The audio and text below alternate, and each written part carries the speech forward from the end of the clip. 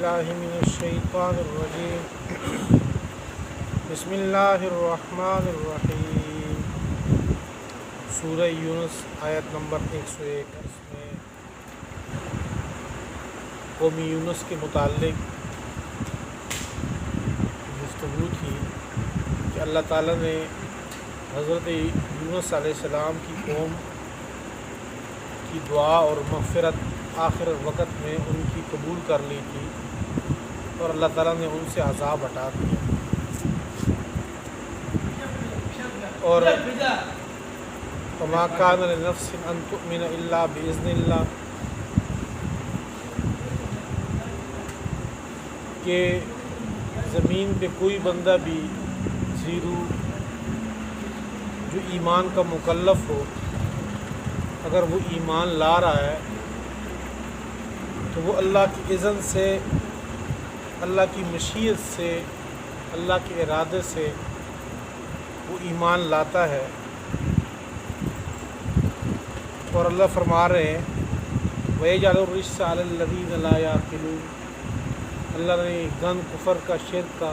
ان لوگوں کے اوپر ڈال دیے جو عقل نہیں رکھتے۔ اور آپ صلی اللہ علیہ وسلم کو بھی یہ کہا گیا أَفَأَنْتَ تُكْرِهُ النَّاسَ حَتَّى يَكُونُوا مُؤْمِنِينَ، کیا آپ لوگوں کو مجبور کرتے ہیں ایمان کے اوپر؟ یعنی آپ صلی اللہ علیہ وسلم کی ذمہ داری صرف دعوت آگے پہنچانا، اسلام کا پیغام پہنچانا، ان لوگوں کو سمجھانا تھا۔ اس کے بعد کوئی ایمان لاتا ہے نہیں لاتا، اس کی ذمہ داری آپ صلی اللہ علیہ وسلم کے ذمے نہیں تھی۔ اور آپ صلی اللہ علیہ وسلم سے یہ کہا گیا تھا کہ آپ ان کے در پہ نہ ہوں، جن کی قسمت میں اللہ نے ایمان رکھا ہے وہ ایمان لائیں گے، جن کی قسمت میں نہیں ہے وہ ایمان نہیں لائیں گے۔ آج کی جو آیات ہے اس میں بھی ابتدا میں اللہ جل شانہ یہی فرما رہے ہیں کہ کائنات کے ہر ذرے میں اللہ تعالیٰ نے نشانیاں رکھی ہیں کہ اس کو دیکھ کر بندہ اللہ کی ذات کو پہچان دے۔ دوسرے مقام میں اللہ فرماتے ہیں وَفِي أَنفُسِكُمْ أَفَلَا تُبْصِرُونَ، خود تمہاری اپنی ذات میں اگر تم غور و فکر کرو کہ اللہ تعالیٰ نے کتنی عجیب طریقے سے تمہیں پیدا کیا، تمہاری ذات کو، تمہارے جسم کو، اگر انسان اپنے جسم پر ہی غور کر لے تب بھی انسان اللہ کی حقیقت تک پہنچ جاتا ہے۔ اور اللہ فرماتے ہیں کہ جس کی قسمت میں اللہ تعالیٰ نے ایمان رکھا ہی نہیں ہے تو ایسے لوگ ہر قسم کی نشانی دیکھنے کے باوجود، قرآن پاک کو دیکھنے کے باوجود، انبیاء کے سمجھانے کے باوجود ان کو اس چیز سے کوئی فائدہ نہیں۔ یہ نشانی فائدہ دیتی ہے اہل عقل کو، سمجھدار کو، جن کی قسمت میں ایمان ہی نہیں ہے ان کو ان چیزوں کا فائدہ کوئی نہیں۔ اور یہ جو آخری رکوع ہے سورہ یونس کا، اس میں اللہ جل شانہ نے پورے سورہ یونس کا گوئے کہ نچوڑ آخر میں رکھ دیا، خلاصہ توحید کی آیات ہیں اس میں۔ ایک تو آپ صلی اللہ علیہ وسلم سے یہ کہا گیا کہ آپ اعلان کر دیں اس بات کا کہ میں کفر اور شرک سے بیزار ہوں، جو اللہ کے علاوہ تم جن چیزوں کی تم عبادت کرتے ہو میں ان کی عبادت نہیں کرتا، میں ایک اللہ کی عبادت کرتا ہوں، اور ساری چیزیں اللہ کے قبضے، قدرت اور اختیار میں۔ اور ایک عجیب سی آیت ہے یہاں پہ کہ وَإِن يَمْسَسْكَ اللَّهُ بِضُرٍّ فَلَا كَاشِفَ لَهُ إِلَّا هُوَ، کہ اگر اللہ تعالیٰ تمہیں کوئی تکلیف، کوئی مصیبت، کوئی آزمائش، پریشانی میں ڈال دے تو فَلَا كَاشِفَ لَهُ إِلَّا هُوَ، اس کو دور کرنے والی ذات صرف اللہ کی ہے۔ پوری کائنات بس لگا دے، اپنا زور لگا دے اس کو ختم کرنے میں، وہ نہیں ختم ہوتا۔ وَإِن يُرِدْكَ بِخَيْرٍ، اور اگر اللہ تعالیٰ تجھے خیر دینا چاہے، خیر کا ارادہ کر لے آپ کے ساتھ، تو ساری کائنات اس کو روکنے پہ لگ جائے، فَلَا رَادَّ لِفَضْلِهِ، اس کے فضل کو، وہ خیر اور بھلائی کو آپ سے کوئی ہٹا نہیں سکتا۔ تو اس لیے ہمیں آگے در در چھاننے کے بجائے صرف ایک ہی ذات کو پکڑنا چاہیے۔ مسلمانوں کا جو ایمان ہے وہ انتہائی مضبوط ہے اللہ کی ذات پہ۔ یہ تو مصیبتیں، یہ جو آزمائشیں، تکالیف، یہ کافروں پہ بھی آتی، مسلمانوں پہ بھی آتی ہے۔ آزمائش زندگی کا حصہ ہے، لیکن جب غیروں پہ آتی ہے تو وہ افف بھی کرتے ہیں، تکلیف بھی برداشت کرتے ہیں، ساتھ آگے پیچھے جو ہے نا وہ اللہ کے علاوہ اور چیزوں کو سوچتے ہیں کس طریقے سے یہ دور ہو۔ اسباب الگ ہے لیکن اعتماد مسلمان کا اللہ کی ذات کے اوپر ہے کہ جو تکلیفیں اللہ نے ہماری قسمت میں لکھ دی وہ آئیں گی، اور اس کے اوپر ہمیں اللہ سے امید ہے کہ ہم جب صبر کریں گے تو اس پہ اللہ اجر بھی ہمیں دے گا، اور دور بھی صرف وہی ذات کر سکتی ہے اور کوئی نہیں کر سکتا۔ اور اللہ تعالیٰ خیر دینے پہ آ جائے تو پھر اس سے کوئی ہٹا نہیں سکتا۔ یہ چیز اگر ہمارے ذہن میں آ جائے، یہ چیز آج ہم لوگ حرام کی طرف جاتے ہیں، حرام کمائی کی طرف جاتے ہیں، ہم یہ کہتے ہیں کہ جی اگر ہم یہاں سے نہیں کمائیں گے، یہ حرام جگہ سے ہمارا رزق آ رہا ہے، اگر ہم یہ 2 نمبری نہیں کریں گے تو پھر کھائیں گے کہاں سے؟ بھئی یہ جگہ یہ یہاں سے جو آ رہا ہے آزمائش کے طور پر یہ بھی اللہ دے رہا ہے، اور اگر ہم اللہ ہی کی بات مان کر اس کو چھوڑ دیں اللہ دوسرا دروازہ کھول دیں گے۔ پھر حدیث پاک آپ صلی اللہ علیہ وسلم کی حدیث مبارکہ ہے، فرمان ہے کہ جس کا مفہوم یہ ہے، جو آیت کا مفہوم ہے کہ اگر اللہ تعالیٰ تجھے خیر دینا چاہے تو ساری کائنات اگر اس کو آپ سے ہٹانا چاہے تو وہ ہٹا نہیں سکتا، اور اگر اللہ تعالیٰ آپ کو تکلیف دینا چاہے اور ساری کائنات مل کے اس تکلیف کو ہٹانا چاہے تو اس تکلیف کو دور نہیں کر سکتا۔ یہی عقیدہ ہے، یہی مضبوط ایمان ہے۔ قل انظروا، قل کہہ دیجئے، انظروا دیکھو تم، ماذا فی السماوات والارض، کچھ غور و فکر کرو اللہ نے زمین و آسمان میں کیا کچھ رکھا ہوا ہے، کیسے اس کی پیدائش کی، کیا کچھ رکھا ہوا ہے اس میں۔ وما تغنی الآیات والنذر، نہیں نفع دے سکتے آیات نشانیاں،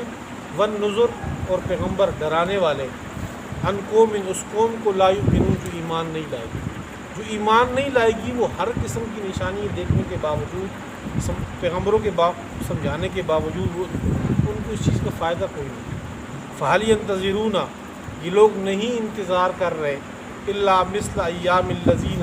مگر ان دنوں کی مثل کا انتظار کر رہے، خَلَوْا مِن قَبْلِهِمْ، جو ان سے پہلے لوگ گزر چکے، جو حالات سابقہ امتوں پہ آئے ہیں، سابقہ اقوام پہ آئے ہیں، یہ ان حالات کا انتظار کر رہے ہیں، یعنی جس طرح ان پہ عذاب آئے ہیں یہ اس عذاب کا انتظار کر رہے ہیں۔ قل آپ کہہ دیجئے، فانتظروا، تم لوگ انتظار کرو، انی معکم من المنتظرین، بے شک میں بھی تمہارے ساتھ انتظار کرتا ہوں۔ ثم ننجی رسلنا، پھر ہم نجات دیتے ہیں پیغمبروں کو، والذین آمنوا، اور جو ایمان لائے، کذالک، ایسے ہی، یہ قاعدہ قانون ہے کہ ہم پیغمبروں کو اور پیغمبروں کو جو ایمان لائے ان عذاب سے ہم نجات دیتے ہیں۔ حقا علینا ننجی المؤمنین، یہ ہمارے ذمے ہے، ایمان والوں کو نجات ہم دیتے ہیں۔ ننجی المؤمنین، ہم ایمان والوں کو نجات دیتے ہیں، یہ نجات دینا ہماری ذمہ داری ہے۔ قل کہہ دیجئے، یا ایھا الناس، اے لوگو، ان کنتم فی شک من دینی، اگر تم میرے دین کے متعلق شک میں مبتلا ہو تو سن لو کہ فلا اعبد الذین تعبدون من دون اللہ، بس میں نہیں عبادت کرتا ان لوگوں کی، تعبدون من دون اللہ، جن کی تم اللہ کے علاوہ عبادت کرتے ہو، ولیکن اعبد اللہ الذی یتوفاکم، لیکن میں عبادت کرتا ہوں اس اللہ کی، یتوفاکم، تمہاری روحیں قبض کرے گا، تمہاری جان کو قبض کرے گا، فوت کرے گا۔ وَأُمِرْتُ أَن أَكُونَ مِنَ الْمُسْلِمِينَ، اور مجھے آرڈر دیا گیا ہے، مجھے حکم دیا گیا ہے اللہ کی طرف سے، أَن أَكُونَ مِنَ الْمُؤْمِنِينَ، کہ ہو جاؤں میں تابعدار لوگوں میں سے، ایمان والوں میں سے۔ وَأَنْ أَقِمْ وَجْهَكَ لِلدِّينِ، اور مجھے یہ بھی حکم دیا گیا کہ تو پھیر اپنے چہرے کو، اپنے رخ کو، للدین، اس دین کے لیے، توحید کا جو دین ہے اس کے لیے، حنیفہ، یکسو ہو کے، حنیفہ سارے شرک سے بیزار ہو کے اس دین کی طرف اپنا رخ پھیر دے۔ ولا تکونن من المشرکین، اور ہرگز نہ ہونا آپ مشرکین میں سے۔ ولا تدعوا من دون اللہ، اور نہ پکارو تم اللہ کو، اللہ کے علاوہ نہ پکار، ما لا ينفعک ولا یضرک، ان معبودوں کو جو نہ تمہیں نفع دے سکتے ہیں، لا ينفعک، جو نہ نفع دے سکتے ہیں، ولا یضرک، اور نہ تمہیں ضرر دے سکتے ہیں۔ اللہ کے علاوہ کائنات میں جن چیزوں کو اللہ کے ساتھ آپ ملا رہے ہو، جو اپنے حوائج میں، اپنی ضروریات میں جن کو تم پکارتے ہو، اب مدد کے لیے پکارتے ہو، پریشانیوں میں پکارتے ہو کہ بھی یہ مصیبت دور کر دے،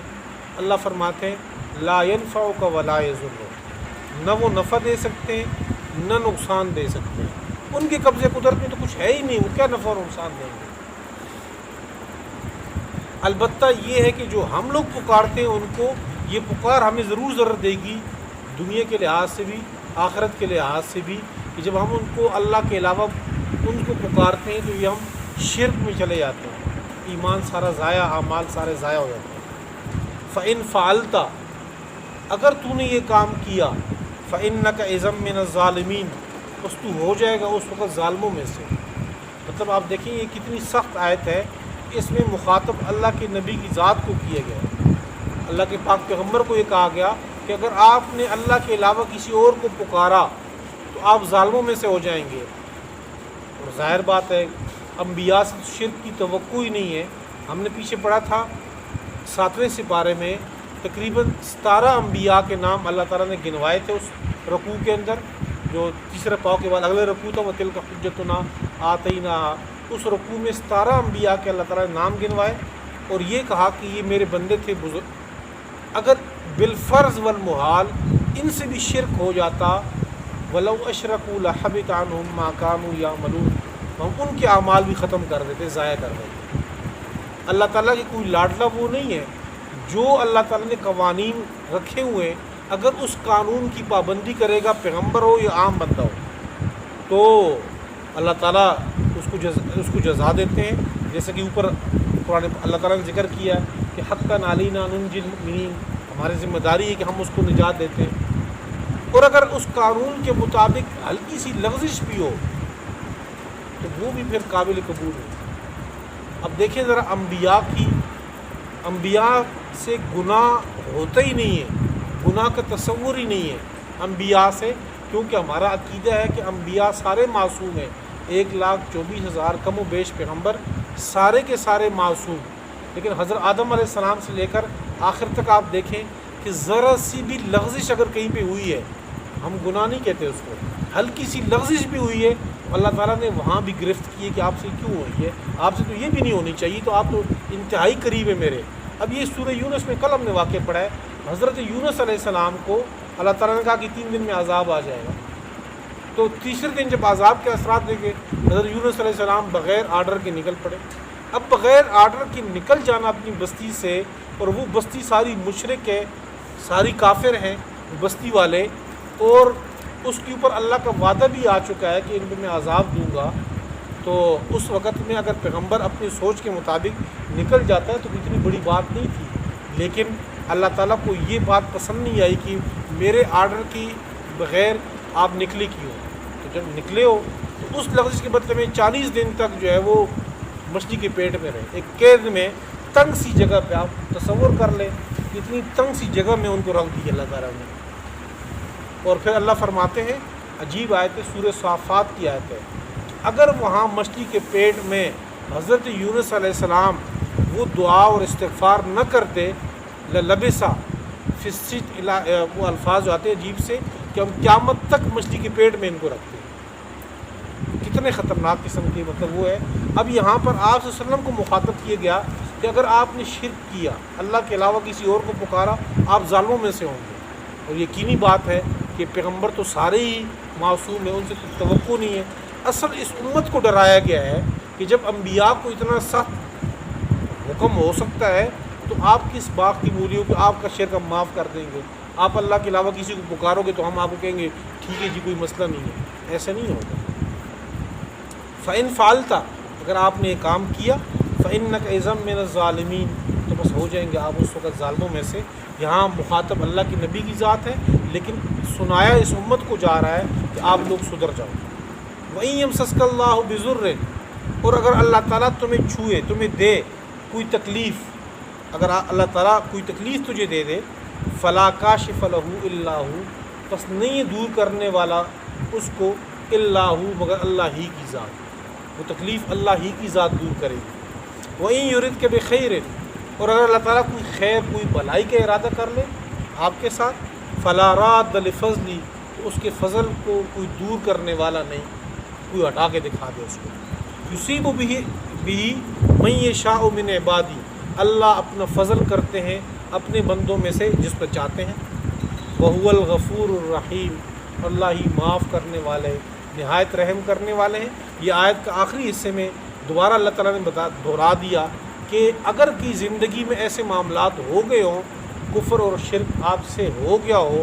اللہ کے علاوہ کسی اور کو پکار لیا ہو، تو کوئی مسئلہ نہیں، جب تک سانسیں باقی ہیں وہو الغفور الرحیم، اللہ تعالیٰ معاف کرنے والے نہایت رحم کرنے والے، کوئی مسئلہ نہیں، صاحب کا زندگی میں جو کچھ ہو چکا ہے۔ قل یا ایھا الناس، قل کہہ دیجئے اے لوگو، قد جاءکم الحق من ربکم، تحقیق حق آ چکا تمہارے پاس تمہارے رب کی طرف سے، فمن اہتدی، بس جو بندہ ہدایت یافتہ ہوا، جو بندہ فإنما یہتدی لنفسی، تو اس کی ہدایت کا فائدہ اس کی اپنی ذات کو ہے، ومن ضل، اور جو بندہ گمراہ ہوا، فإنما یضل علیہ، تو اس کی گمراہی کا نقصان اسی پہ پڑے گا، وما انا علیکم بوکیل، اور میں تمہارا کوئی ذمہ دار نہیں۔ اللہ کے پاک پیغمبر کو یہ کہا گیا کہ جو بندہ ایمان والا ہے، نماز پڑھتا ہے، اپنے ذکر اذکار کرتا ہے، یعنی اللہ تعالیٰ کے آرڈر کا پابند ہے 24 گھنٹے، اس سے اللہ کی حکومت میں، اللہ کی بڑائی میں کوئی فائدہ نہیں اللہ کو۔ ہم یہاں سجدہ کرتے ہیں، اس سے اللہ کو کوئی فائدہ نہیں ہے، خود ہمیں اس کا فائدہ ہے، دنیا میں بھی آخرت میں۔ دنیا میں سکون ہے، آرام ہے، آخرت میں عبدالآباد کی نعمتیں، اللہ کی رضامندگی ہے۔ اور جو بندہ گمراہ ہے تو گمراہی کا نقصان اس دنیا میں بھی اسی کے اوپر ہے، آخرت میں بھی اسی کے اوپر ہے۔ اما انا علیکم بوکیل، میں تمہاری پر کوئی ذمہ دار نہیں ہوں، نہ اللہ کے نبی سے امت کے بارے میں پوچھو گی کہ فلاں کیوں جہنم میں جا رہا ہے اور فلاں کیوں ادھر جا رہا ہے۔ واتبع ما یوحیٰ الیک، آپ اتباع کیجئے ما یوحیٰ الیک، جو وحی کی جا رہی ہے آپ کی طرف، واصبر، اور صبر کرتے رہے، حتیٰ یحکم اللہ، یہاں تک کہ اللہ فیصلہ کر دے، وہو خیر الحاکمین، اور اللہ بہتر فیصلہ کرنے والا ہے۔